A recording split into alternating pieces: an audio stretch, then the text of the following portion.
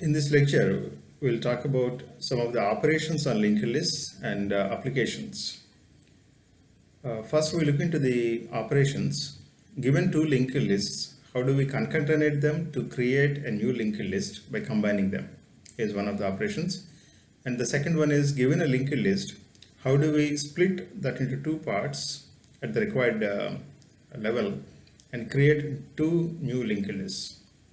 Now, when it comes to the concatenation of two linked lists, the input to that operation shall be the heads of the two linked lists. So, head 1 and head 2 are the starting locations or heads of the two linked lists, and our job is to concatenate them. Here, the idea is very simple. You start with the first head 1 of the first linked list. Traverse through the linked list until you reach the last node. Once you reach the last node, then create a link to the second linked list. So keep that head 2 in the last node of the first linked list so that those two will get concatenated. So for this, what do? We will start with input as head 1 and head 2, and temp 1 is equal to head 1. So first we are taking head 1 into the temporary variable, and we are using this to traverse through the first linked list. While temp not equal to null, keep on traversing and use a variable previous is equal to temp, update previous is equal to temp, and temp is equal to next of temp. So once temp reaches null, that means we reached the last node of the first linked list. By the time previous will have the address of the last linked list node of the linked list, and the temp will be the null pointing to the end of the first linked list. Once we reach that, what we need to do is we have to place the head 2, that means the starting memory address of the second linked list, into the next of the last node of the first linked list. So what we're doing is next of previous, we're taking it as head 2. So once we do this, we are creating a link from the last node of the first linked list to the next linked list. So by doing this, we are concatenating two linked lists. Similarly, if we want to divide a linked list in the second example, if we want to divide a linked list into two after kth node, suppose if I want to do it after kth node, then I need to traverse through the linked list again until kth node. Once I reach the kth node, I have to split that into two parts. So traversing is as usual, start with the temp and count is equal to increment count is equal to 0, while count is a variable which is tested with the kth node. So while count less than k minus 1, we'll take previous is equal to temp, and temp is equal to next of temp, count is equal to count plus 1. So we are storing the memory address of the node that we have visited, and we are updating the next of temp as temp, and we are incrementing the count value. So once we reach kth node, the while condition fails and comes out. So kth node is identified. Then whatever address is there in the next of kth node, that should be the starting point of the next linked list after splitting.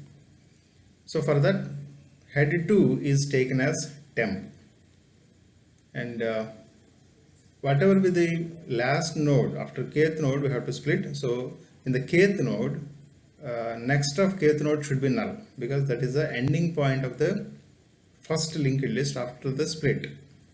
So next of previous is taken as null. So once we do this, we have split this into two parts.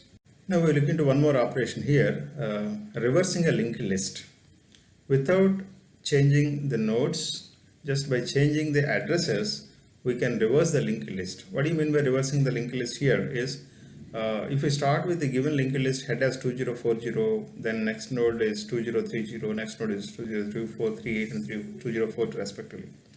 Once we reverse this, we should end up with the linked list given at the bottom, that head should become 2042 now, and that should be linked to the previous node 2038. From that we should be able to reach 2034 and 2030 and 2040.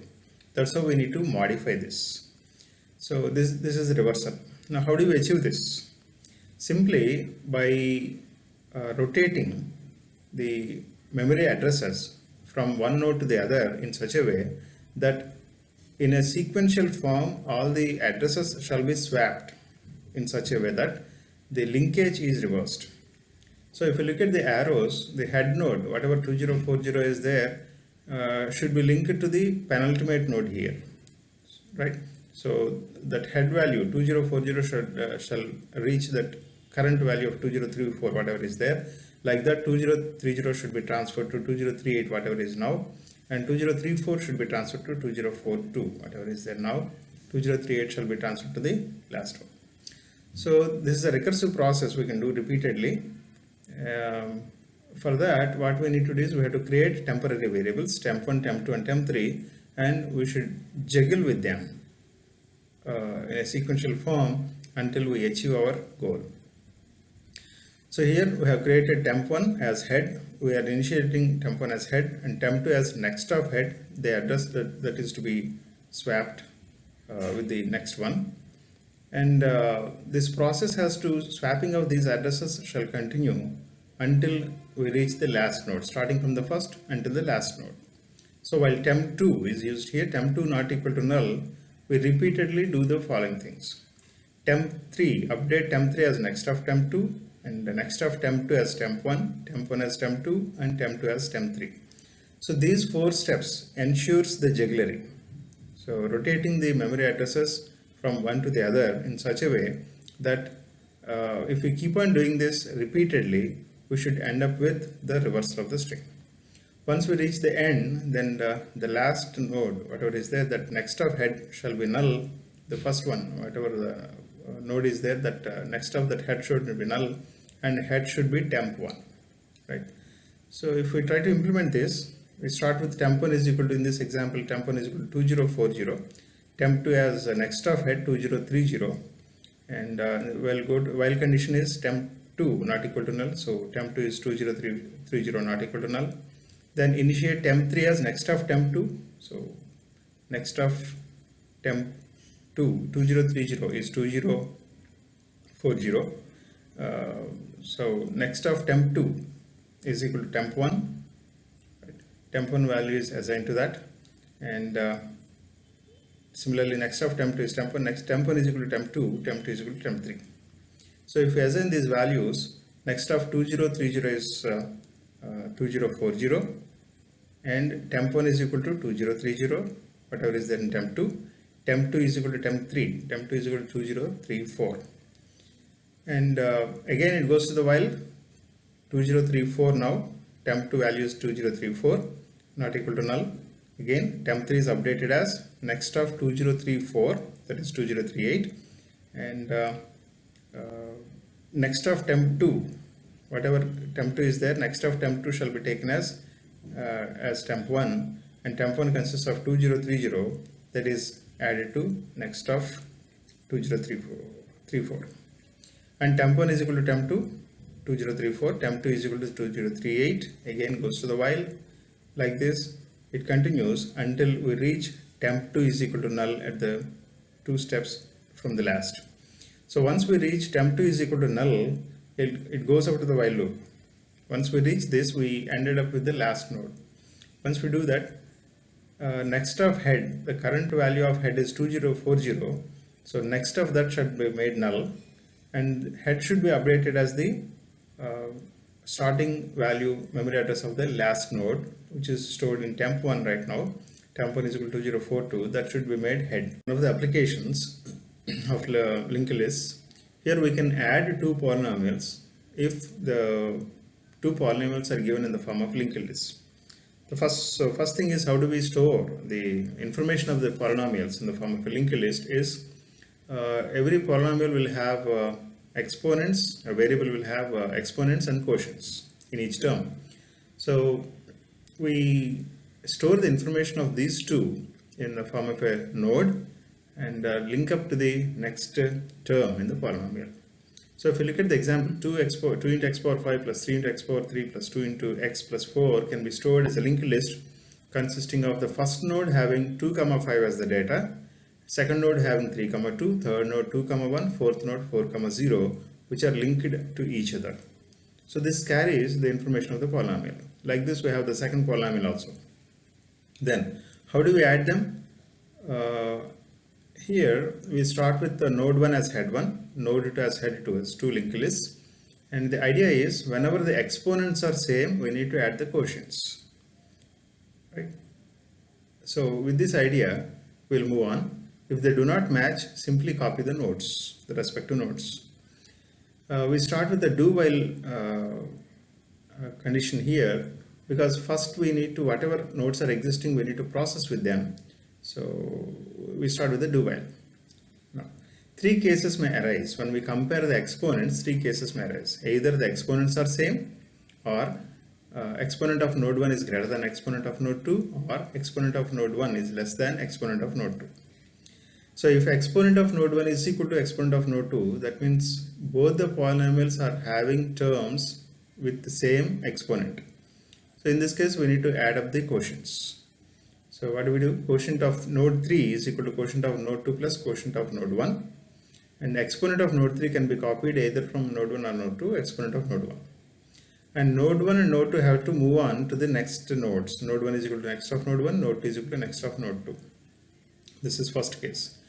In the second case, if exponent of node 1 is greater than exponent of node 2, that means it's having higher power than that, which is not present in the second polynomial. Simply we have to copy the information of this node 1 to node 3. So exponent of node 3 is equal to exponent of node 1, quotient of node 3 is equal to quotient of node 1, and node 1 is moving forward to next of node 1. The third case, if exponent of node 1 is less than exponent of node 2, that means second polynomial have that information, and first node or first polynomial do not have that. So whatever is information is there, that has to be copied onto the node 3 from second node, node 2. So exponent of node 3 is equal to exponent of node 2, quotient of node 3 is equal to quotient of node 2, and node 2 is moving forward. So once we do is these three cases, we create one more new node for node 3 and repeat the same until either we reach node 1 is equal to null or node 2 is equal to null. Now if node 1 is equal to null and node 2 is equal to null, if both of them are may be null, or one of them may be null, or one of them may not be null. Now this can be divided again further into three cases. If both of them are null, then we can stop the process here, and otherwise if node 1 is equal to null and node 2 is not equal to null, that means we have terms in the second polynomial which are not present in the first polynomial. Then we need to copy all the nodes of second polynomial into a link to the node 3. So whatever is existing the answer linked list, that has to be appended with the nodes of node 2. So copy all the remaining nodes of node 2 to the end of node 3. That's what we do. Else if node 2 is equal to null and node 1 is equal to not equal to null, that means there are terms in first polynomial and the corresponding terms are not present of exponents in the second polynomial. In that case, we need to copy all the remaining nodes onto the link to the end of node 3. So copy all the remaining nodes of node 1 to end of node 3. During the above process, we can observe here the example. The first node is 2, 5 within the first linked list of the first polynomial, and 3, 4 is the first node of the second polynomial. If we compare the exponents 5, 4, 5 is greater than 4. So we need to copy the information of the first node onto the node 3, first node of answer node. 2, 5 are copied and first node is moved to the next of that. So 3, 3 is the next one in the first linked list, compared with 3, 4 again. This time exponent 4 is greater than 3, so 3, 4 has to be copied into the second node of the answer linked list. 3, 4 is copied and node 2 is moved forward. Then compared with 2, 1 and compared with 4, 1. So here in this case exponents are same, 1, 1, they're same. We need to add the quotients 2, 4, and the new quotient is 6 and exponent is 1. And both of the nodes are moving forward. By this time the second polynomial has exhausted, but still we have one more node in the first polynomial. So whatever nodes are present in the first polynomial that we copied, 40 is copied into the answer. So like this, new polynomial is created. When it comes to the advantages and disadvantages of linked lists, dynamic size, one of the greatest advantages of the linked list is we can dynamically adjust the size on the memory based on the requirements. If data is increasing, we can keep on increasing the nodes. We can shrink the size, or we can enlarge based on the availability of the information. And efficient insertion and deletion. Whatever be the size of the linked list, if we want to insert a node at any location, we can easily insert, and we can also delete and readjust. Similarly, memory efficiency. This is one of the major advantages of linked list. We can efficiently manage the linked list. And flexibility. When it comes to the flexibility in terms of data organization, there are different types of linked lists. We can have double linked lists, multiple linked lists, and we can have non-linear movement of data also, because of the flexibility that is available in case of linked lists. And ease of implementation, just simple operations are there: insertion and deletion and traversing. And with the help of links, we can traverse the memory and reach the corresponding links. When it comes to the disadvantages, one of the disadvantages, it is slow when compared with other data structures. In the sense, once we reach a node, by taking the address, the head has to move to the corresponding memory location and read the data.